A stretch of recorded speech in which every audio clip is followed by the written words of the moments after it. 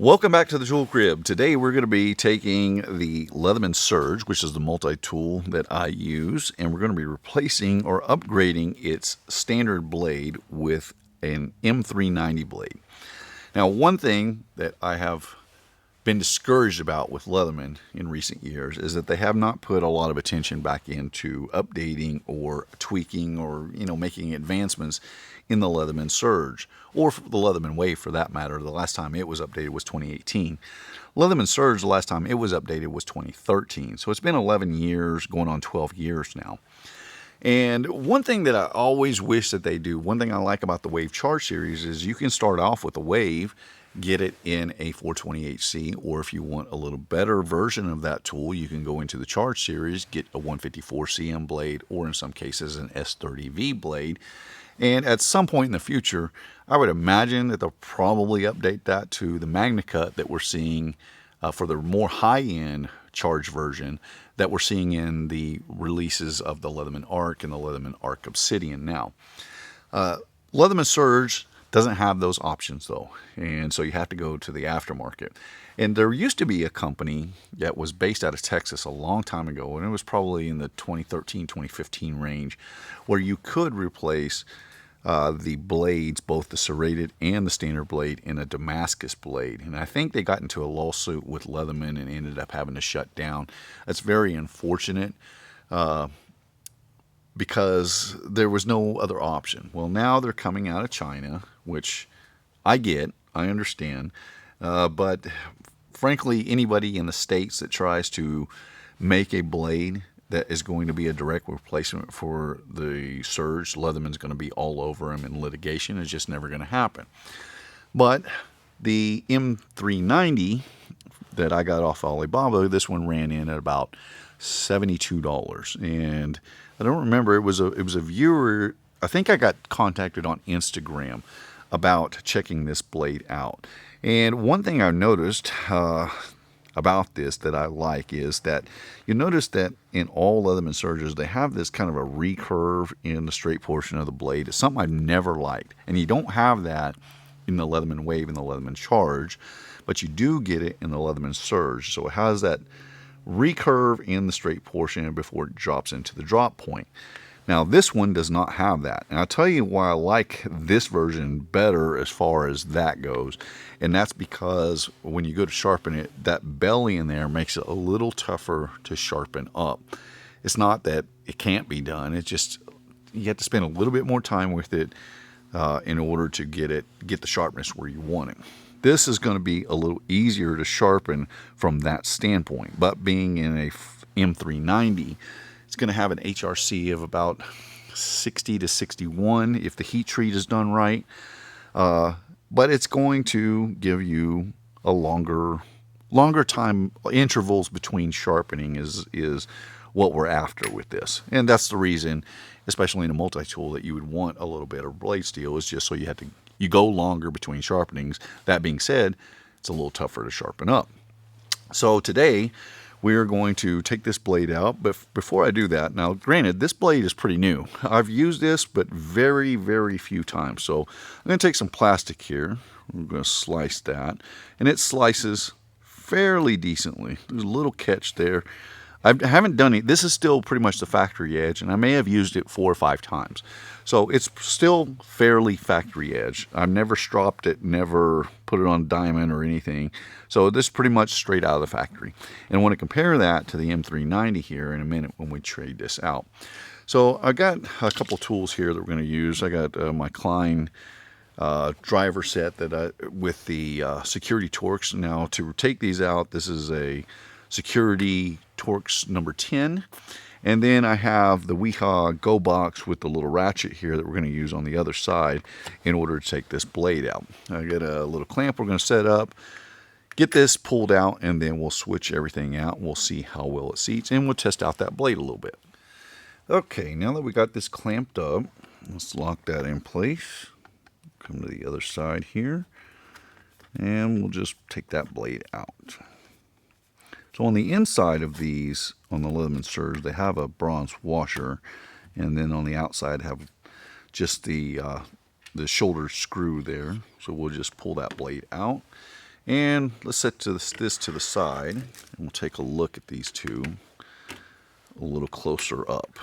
So let me get things arranged here. We'll zoom in a little bit. And you can kind of see that the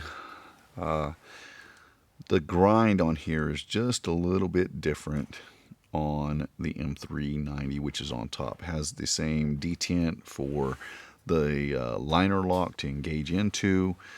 On the back side, seems like to me, let me adjust these just a little bit so I can get a little better view of it.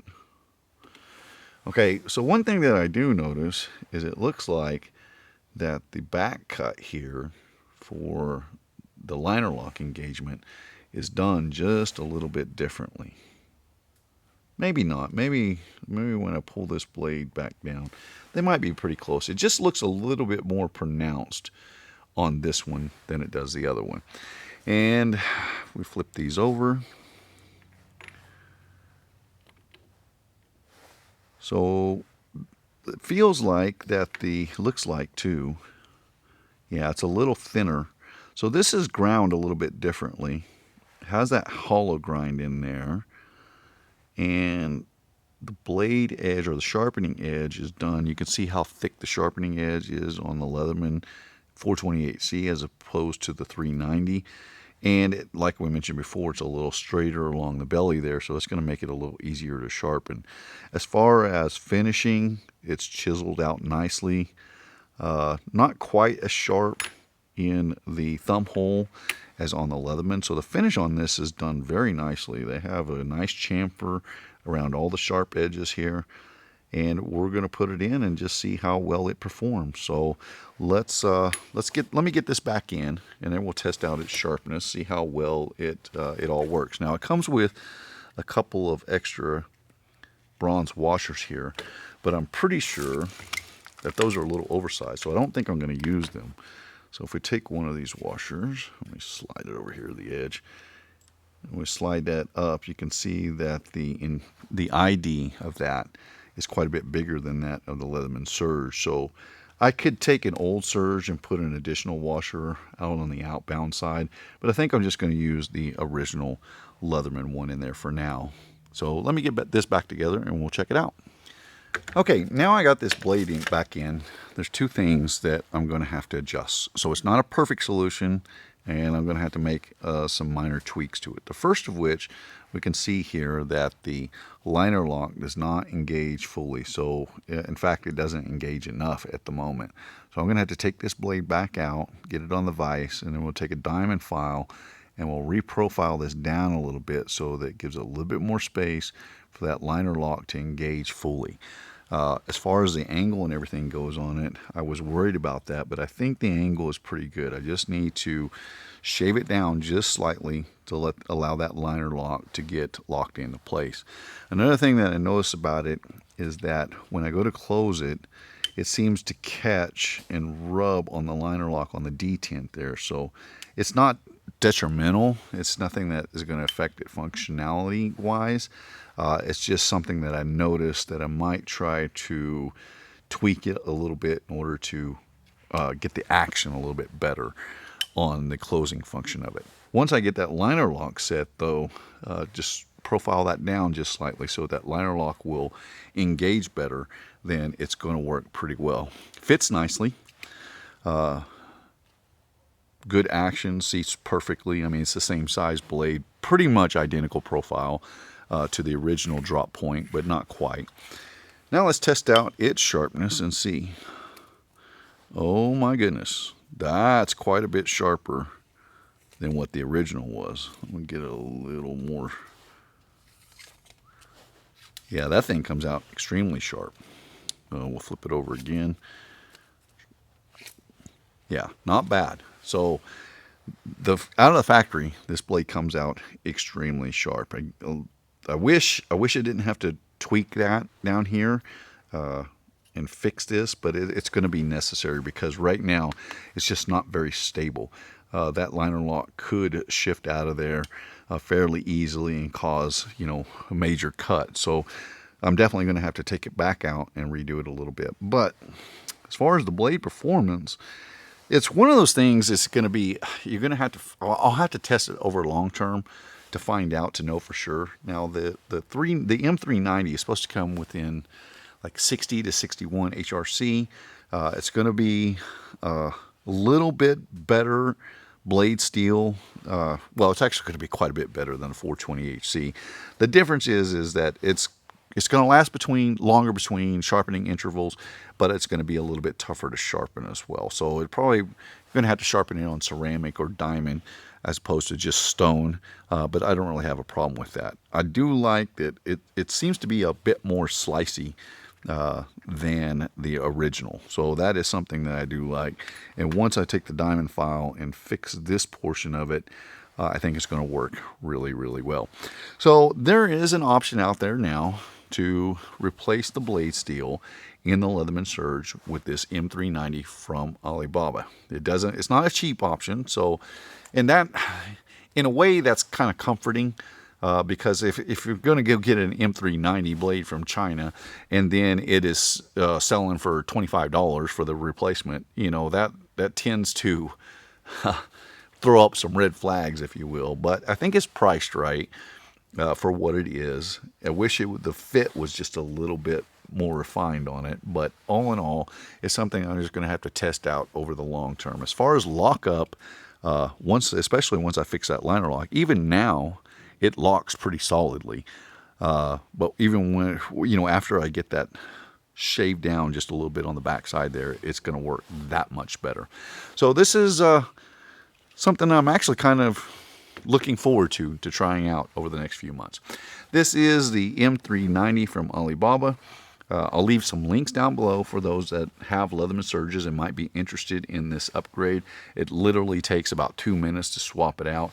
Of course, again, I'm going to have to profile that a little bit more, so it's going to take a little bit more time. Maybe mine's just a one-off. Maybe others come out fitting up a little bit better, but I'm just going to take the extra time to make sure that it's done right.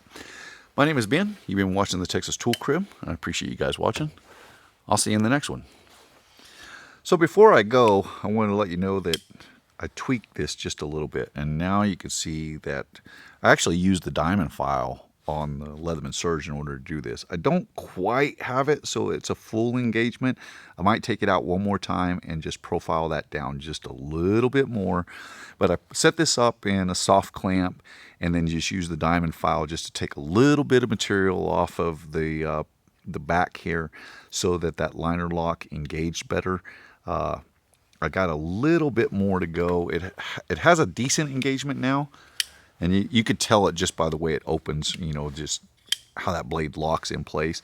If I get it just a touch more where the liner lock comes full against the screw head on the outside, which is how it does with the regular 420 HC, then I'm going to be real happy with it.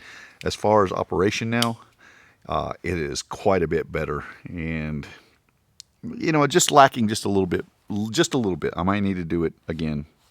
A time or two. Just take your time, ease it out, so that it fits up nicely. But now I'm really happy with how that is engaging and locking up. So it can be done even with the tools on the Leatherman Surge. So I appreciate you guys taking the time to watch. I'll see you in the next one.